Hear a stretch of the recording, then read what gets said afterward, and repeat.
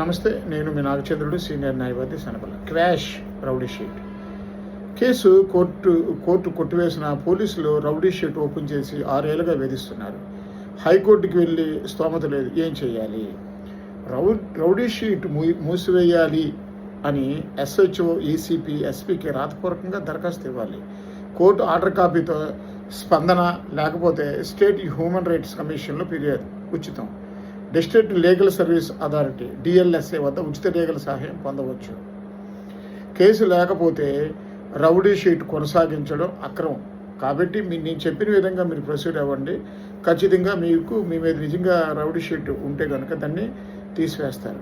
అయితే తీసివేసినట్టుగా ఉన్న ఆర్డర్ కాపీని పట్టుకొని మీరు ప్రతిదానికి కూడా అప్లై చేసేటప్పుడు ఎస్పీకి, ఏసీపీకి, human rights, DLSA, district legal services authority, ఇలాగా ఎందులోకి వెళ్ళినప్పుడు కూడా మీకు ఏదైతే ఆర్డర్ కాపీ ఉందో ఆ కాపీని జతపరుస్తూ మీరు ఒక రాతపూర్వకంగా ఒక అప్లికేషన్ పెట్టి నాకు ఈ కేసు తీయమని చెప్పి తీసేస్తారు. డెఫినెట్గా మీకు మంచిగా జరుగుతుంది.